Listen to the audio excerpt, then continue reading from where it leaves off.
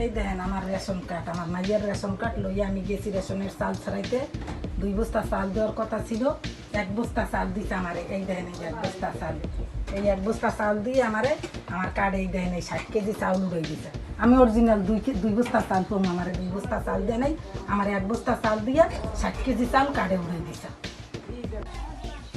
সর কুকরিমুখী 5 নম্বর রোড, আমি আমিনপুর।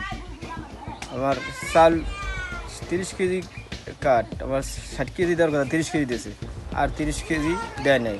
এরা চাইতে গেছে দিকে আমার অনেক গালি দুলি করছে, মারধর করতে চাইছে, আর অনেক আমলিকের লোকজন এরকম অত্যাচার করছে দিকে হারা চাল নেয় না গেছি গিয়ে।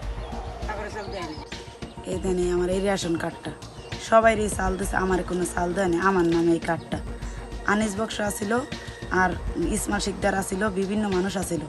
পরে আমি অনেক রিকোয়েস্ট করছি এই কার্ডটা লইয়া যাইয়া, আমার কোনো চাল দেয় নাই। আমি আওয়ামী লীগ করে দেখেই দেয় নেই, আমার নামে কার্ডটা চাল কোনো দেয়ই নি আমারে।